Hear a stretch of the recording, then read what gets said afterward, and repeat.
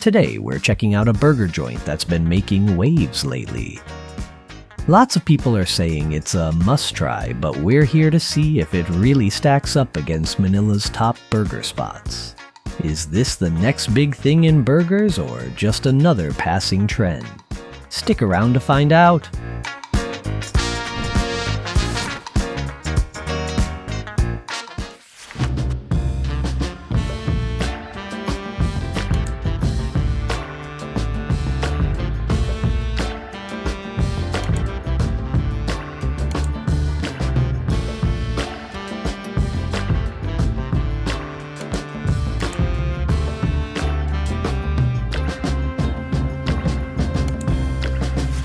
So, mag-late dinner kami, like super late dinner. Ngayon, nasa may Molito kami. Nandito kami sa Hungry Homies. So, time check, it's 10 o'clock. So, kaya sabi ko sa inyo late dinner kasi 10 o'clock na. Kakain pa lang kami ng dinner. Supposedly magtatagaytay kami for dinner kaya lang hindi na kami natuloy. And then nagmerienda kami kasi sobrang natagalan nga kami kanina sa mall. So ito kami ngayon, Hungry Homies. So we're gonna try their burgers and fries. So I ordered hype beef, tapos curly fries, cheesy fries, calamansi slushy, Coke Zero, tapos Run BMC double. so yun, ito-try namin siya ngayon. Sakto nang medyo nagugutom na rin kami.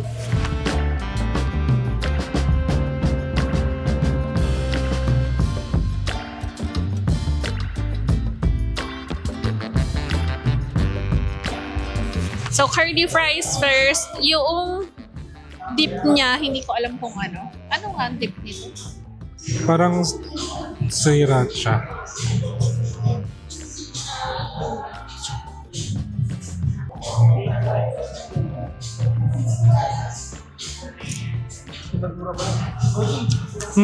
Parang mayo. Mayo, ketchup mayo.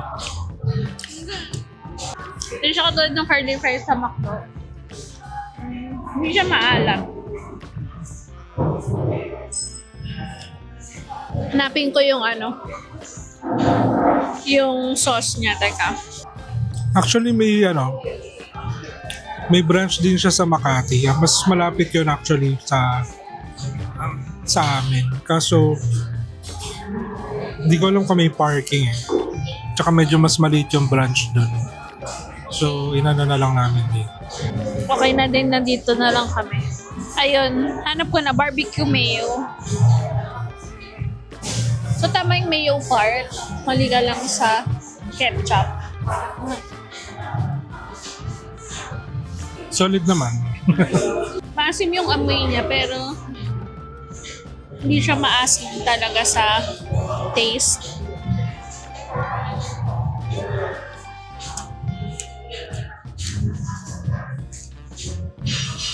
Hindi ko ma-explain yung lasa niya. Pero masarap siya.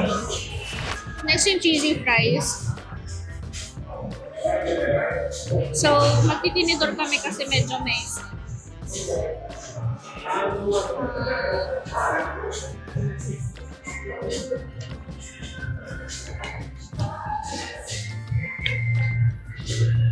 dumating siya sa table, umuusok pa siya actually.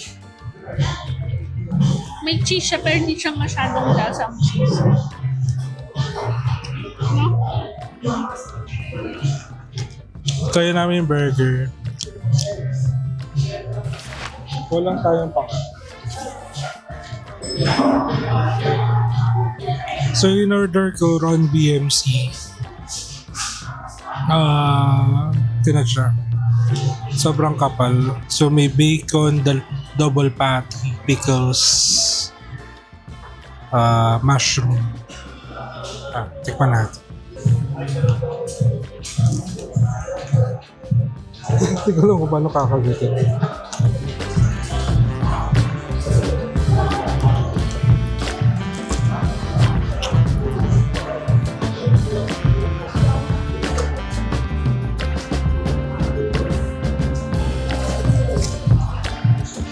Papa.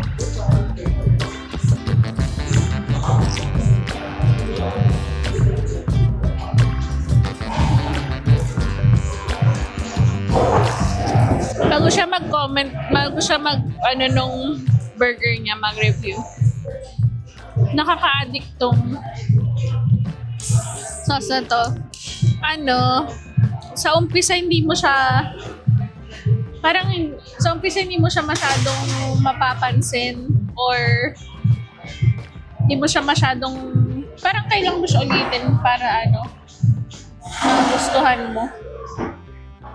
Nalaglag yung laptop niya. Sorry, na-distract kami. May nalalag na malakas. Akala ko parang train. Laptop lang pala. MacBook. MacBook. Anyway, okay, going back to regular programming. Sarap yung burger. Una ko nalasahan yung pickles. Sa laki ng pickles niya. Mahilig ako sa pickles. Siya hindi. So matamis yung pickles. Tapos yung patty niya, smashed. So parang may crisp. May mga crunchy bits yung sides. Tapos juicy yung pinaka-patty. So siya lang magre-review ng burger niya kasi ako kumakain ng pickles. So yeah. Okay ito. So siya naman. Tayo naman. Ita burger.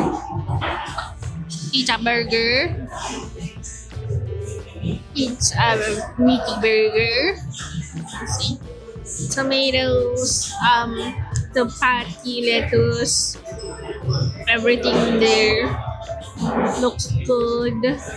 It has onions pala also. Wait, I'm gonna try.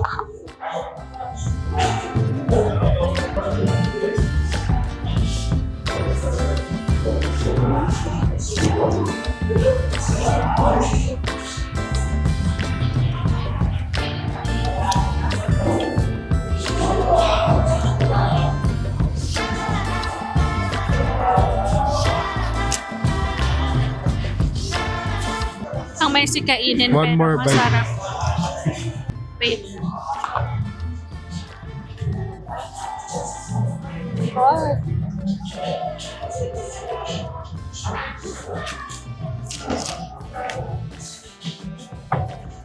Beefy naman, beefy yung burger. Yung sa iba kasing burgers parang mas ma-extender kesa sa actual beef. Pero ito naman, lasang-lasa naman yung beef. Dapat pala nag-double patty ako. Single patty lang kasi in order ko. Yung mustard pinahid siya sa ilalim ng burger. So, malalasa. Ng burger patty, I mean. So, malalasahan mo siya. May tomatoes, malaki yung tomatoes and fresh. Tapos yung lettuce, crispy pa rin naman. And then yung onions, parang siyang caramelized na onions eh. So, medyo may tamis factor yung burger.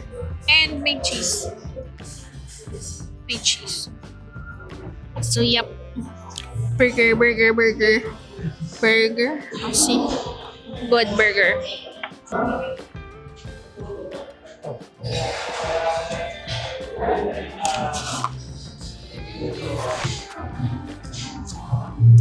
Ang ganda rin pala ng place nung bagong branch pa siya. Pero ang ganda ng decor. Tapos open kitchen sila. So nakita mong niluluto yung burgers. Sarap tong kalamansi nila na slushy. In fairness.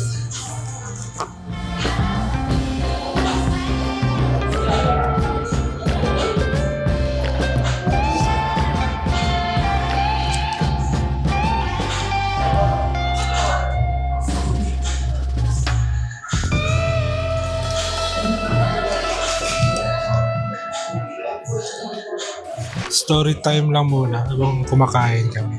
Nag-mall kami kanina, sabi ko nga. Tapos, minagahan talaga namin para kasi for the longest time, pag weekend, tapos pumupunta ka ng Mega Mall, mga bandang 11, lunchtime na, wala ka nang mapaparkan. As in, maghintay ka na. So kanina, mga 10 pa lang, nandun ako. So yun, tip sa inyo, kung magme-mega mall man kayo, agahan nyo. Para di kayo maasa. Pinaka main goal lang naman namin sa mall is mag-grocery. So, siguro pang 2 to 3 weeks na yung grocery na. So mostly mga lang. Essentials lang, tsaka yung mga karne.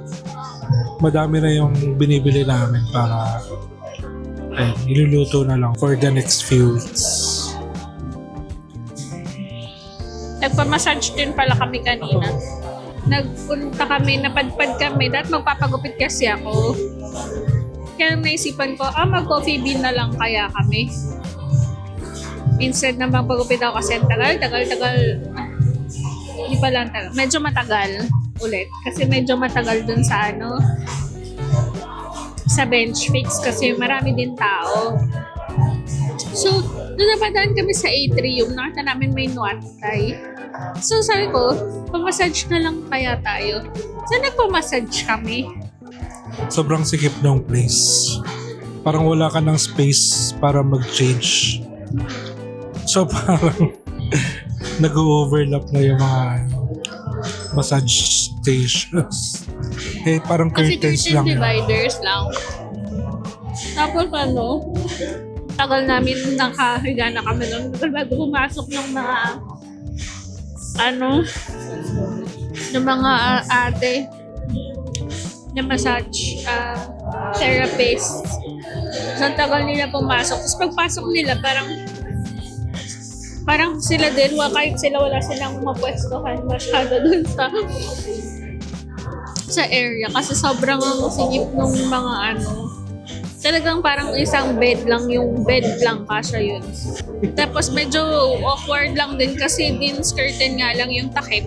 Yung pasukan, hindi masyado din tinatakpan ng ate. So parang kung may pumasok, pag nagbibihis ka, babae ka, nagbibihis ka, medyo makikita ka sa loob. So, yun lang. Sana lang ayusin na next time tayo na branch na yun. Paano mag-close ng curtain. Kasi kung mag-isa ka lang or babae ka, mag-change ka, hindi medyo kita ka sa loob. Kasi lang naman. Tapos umuwi na kami after mag-grocery. Tapos, nagligpit lang kami sa gate ng mga pinag-grocery. Tapos si Mark, actually, hinihintay ko lang siya kanina. Sabi niya kasi, kain tayo sa labas. Tapos pumasok muna ako sa kwarto saglit. Paglabas ko ba naman ng kwarto, nagluluto na siya. So, nagluto siya ng asado. So, kaya medyo natagalan din kami bago umalis kasi nagluto pa siya. Pero anyway, okay lang kasi at least may baon na kumukas sa office. Yun lang. Kinain ko na lang yung meat kasi medyo busog na ako.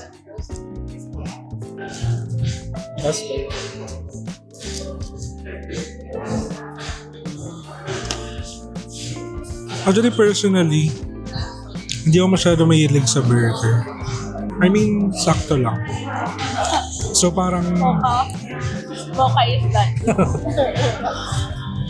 Hindi ko ma-distinguish kung alin yung... Hindi ko ma-rank kung ano yung mga burger. Pero ang alam ko lang, masarap siya na burger. Parang kahanay ng mga sweet X. Sweet X o ito, Sweet X. Sweet X pa rin ako. Masarap siya. Don't get me wrong, masarap siya. Pero, mayroon lang akong specific na sa burger na gusto ko yung sobrang ma-beef nung lasa ng patty. I think yung pagkagat mo palang beefy na. Kasi si Sweet X ganun, di ba? Anyway, parang ang gandang place nitong Molito. Daming kainan. Daming bagong kainan na mukhang okay. Malayo lang siya. Nag-skyway pa kami para pumunta dito.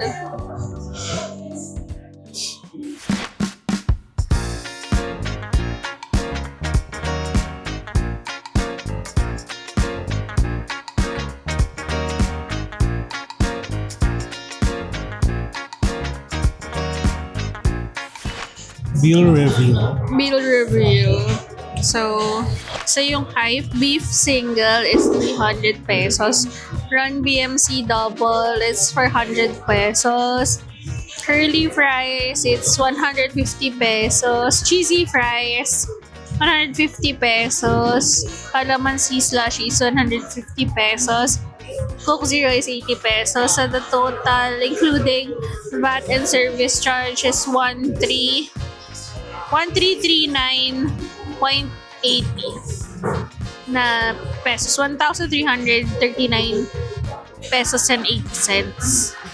So yun, kung may kung order yung same things we ordered, I suggest you leave out yung cheesy fries na. Actually, yung serving nung curly fries, pang na siya, good for sharing for siguro 2 to 3 people kasi kung magpa-burger naman kayo. Leave out the cheesy fries. And then highly recommended yung curly fries with the barbecue mayo dip. And then yung calamansi slushy is also good. And then the burgers are okay. Good naman. It's very good. Tip pala, kung mag-burger kayo, mag-double na kayo. Kasi plus 50 pesos lang. Actually, double patty na kayo. Medyo sad yung single patty kasi medyo dahil smashed burger siya. So, maliit yung, manipis yung patty dahil na smashed burger. So, highly suggest na mag-double patty na kayo. Yan lang. Bye. Bye.